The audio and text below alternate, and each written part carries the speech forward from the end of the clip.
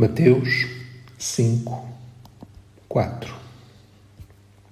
Bem-aventurados os que choram, porque eles serão consolados. Esta é mais uma característica dos cidadãos do Reino de Jesus. Uma característica que produz verdadeira felicidade. Esta segunda bem-aventurança, bem-aventurados os que choram, está intimamente ligada à primeira, bem-aventurados os pobres de espírito. Qual é então o significado de chorar? Que choro é este que traz consolo? Em primeiro lugar, precisamos de entender que o choro é uma dádiva de Deus. É como uma válvula de escape. Há várias razões que nos podem levar a chorar. Por motivos errados, por desejos não concretizados. Por exemplo, na Bíblia nós vemos motivos errados para lamentar, para chorar. Primeiro livro de Reis 2, 4. Quando Acabe, ele queria a vinha de Nabote e Nabote lhe disse que não lhe dava a vinha. Então Acabe veio desgostoso, indignado à sua casa por causa da palavra de Nabote. É um choro por motivo errado. Um outro texto que fala de um lamento, um choro por um motivo errado, é o que está no segundo livro de Samuel 13, 1 e 2. E aconteceu depois disto que, tendo Absalão, filho de Davi, uma irmã formosa, cujo nome era Tamar, Amon, filho de Davi, amou. E angustiou-se Amon até adoecer por Tamar, sua irmã, porque era virgem, e parecia aos olhos de Amon dificultoso fazer-lhe coisa alguma.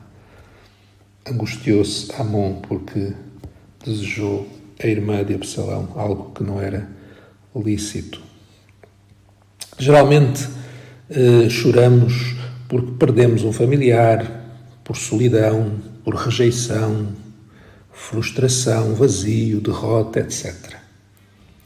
Mas será que o choro que Jesus está a referir nesta bem-aventurança é esse? Na segunda carta aos Coríntios, capítulo 7, versículo 10, Paulo refere que a tristeza, segundo Deus, opera arrependimento para a salvação, da qual ninguém se arrepende, mas a tristeza do mundo opera a morte. O choro a que Jesus está a referir tem a ver com um lamento profundo relacionado com a nossa natureza pecaminosa. É um choro, um lamento de alguém que passou a ter consciência plena do seu pecado. É uma verdadeira dor e pena pelo pecado. Davi, ele lamenta o seu pecado e só tem descanso quando confessa. Lemos no Salmo 32, 1 a 4. Bem-aventurado aquele cuja transgressão é perdoada e cujo pecado é coberto. Bem-aventurado o homem a quem o Senhor não imputa maldade e em cujo espírito não há engano. Enquanto me calei, envelheceram os meus ossos pelo meu bramido em todo o dia. Porque de dia e de noite a tua mão pesava sobre mim e o meu humor se tornou em sequidão de estio. Por isso, em contraste com este choro que lamenta o pecado, Jesus, ele apresentou uma palavra para os fariseus em Lucas 6, 25. Ai de vós que estáis fartos, porque tendes fome. Ai de vós os que agora rides, porque vos lamentareis e chorareis. Isto é, aqueles que não reconhecem a miséria do seu pecado, um dia vão chorar, mas sem nunca encontrar qualquer tipo de consolo. Ai deles.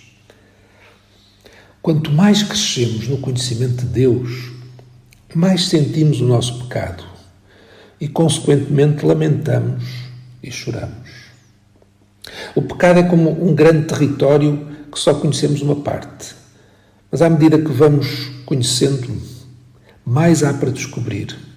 Por isso, Paulo dizia na carta aos Romanos, capítulo 7, 22 e 25, ele diz assim: porque segundo o homem interior tenho prazer na lei de Deus, mas vejo nos meus membros outra lei que batalha contra a lei do meu entendimento e me prende debaixo da lei do pecado que está nos meus membros.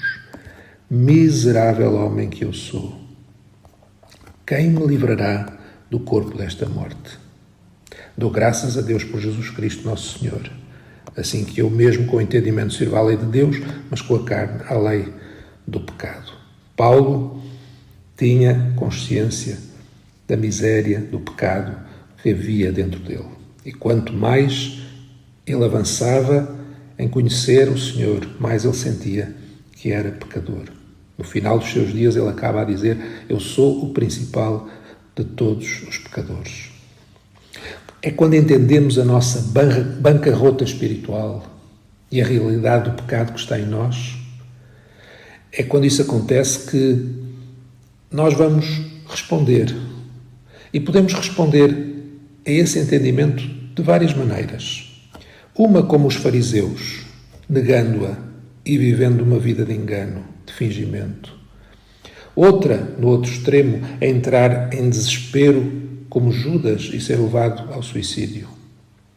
Mas o correto é quando entendemos aquilo que nós somos, o nosso pecado, é admitir e chegar junto do trono da graça de Deus, onde vamos encontrar perdão e consolo.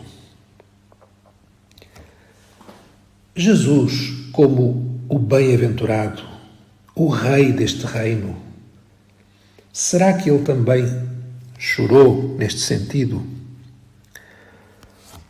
Não no sentido do seu pecado, porque ele não tinha pecado, mas no sentido em que Jesus lamentou e chorou o pecado do seu povo. Em Lucas 19, 41 e 42 nós vemos: e quando ia chegando Jesus, vendo a cidade, chorou sobre ela, dizendo: se tu conhecesses também, ao menos neste teu dia, o que à tua paz pertence, mas agora isto está encoberto aos teus olhos. Jesus, ele não chorou sobre o seu pecado, mas ele chorou sobre o pecado do seu povo. Ele chora sobre Jerusalém. Por que é que os que choram são felizes, são bem-aventurados? Os que choram não são felizes porque choram simplesmente, mas porque são consolados, isto é, são perdoados. Jesus é o Consolador, que deixou um substituto na terra, o Espírito Santo. Chegará o dia em que não temos mais necessidade de lamentar, de chorar por causa do nosso pecado. É aquilo que está em Apocalipse 21, 4. E Deus limpará de seus olhos toda a lágrima. E não haverá mais morte, nem pranto, nem clamor, nem dor, porque já as primeiras coisas são passadas. Concluindo, há lugar para o sentido do humor, com certeza, mas não para viver uma vida de uma alegria falsa. O consolo não é para os que sofrem e têm pena de si mesmos. O consolo é para quem chora pelo seu pecado. O entendimento do pecado está diretamente ligado ao nosso crescimento espiritual.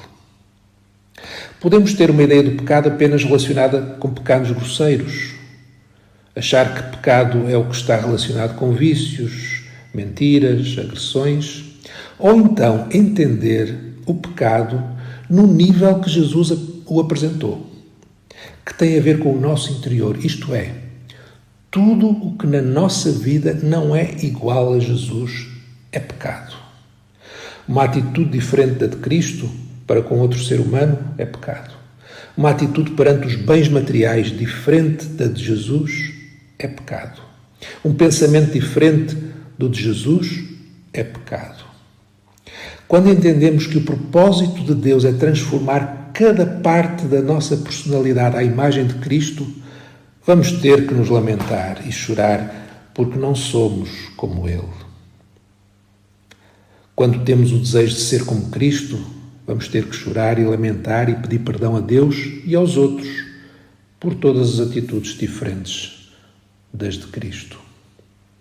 O consolo que Jesus fala aqui é ter o Espírito Santo, é receber o ministério do Espírito Santo que nos vai fortalecer.